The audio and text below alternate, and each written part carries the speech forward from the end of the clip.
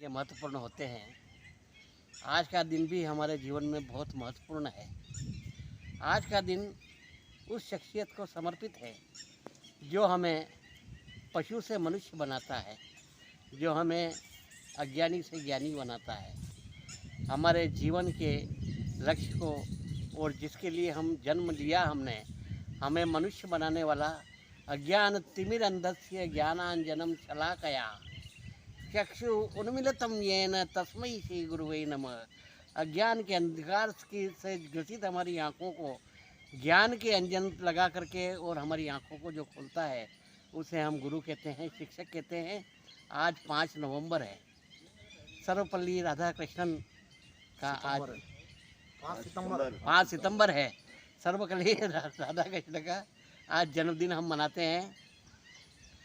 सर्वपल्ली राधाकृष्णन का जन्म 5 सितंबर 1888 को चेन्नई से 200 किलोमीटर दूर एक छोटे से गांव में हुआ था और वे भारत के प्रथम उपराष्ट्रपति थे और द्वितीय राष्ट्रपति बने।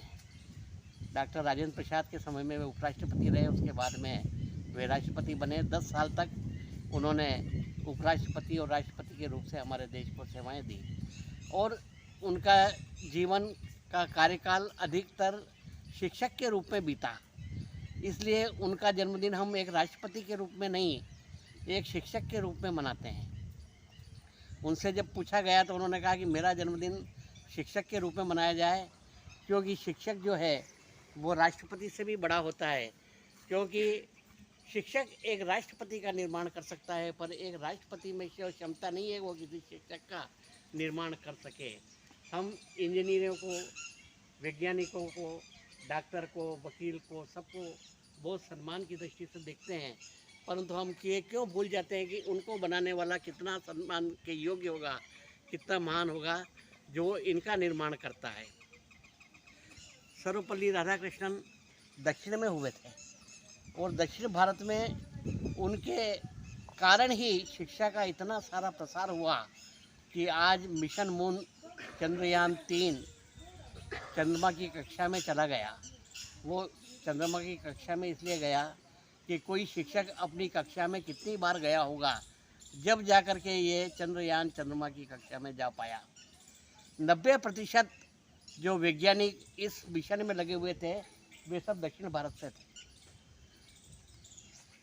तो यह प्रश्न पैदा होता है कि जब दक्षिण भारत में इतने साइंटिस्ट, इतने विद्वान पैदा हुए जो 90% मिशन 3 चंद्रयान में जुड़े रहे, तो हमारे उत्तर भारत और मध्य भारत के लोग क्या कर रहे हैं? तो हम तो वो चंद्र यात्रा पर निकल गए और हम अभी तक कांवड़ यात्रा ही निकाल रहे हैं, क्योंकि जहाँ राधा कृष्णन हुए थे वहाँ शिक्षा का प्रसार इतना हुआ। आज चंद्रयान 3 दक्षिण ध्रुव पर चंद्रमा में पहुंच गया। उसका जो लैंडर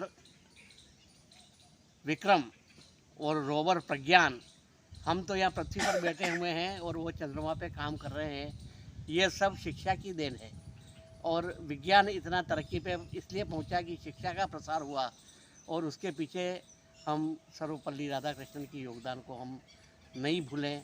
आज हम उन्हें याद करें, क्योंकि उन्होंने ही शिक्षा की मशाल सर्वप्रथम भारत के अंदर जलाई थी और शिक्षा को महत्व दिया था।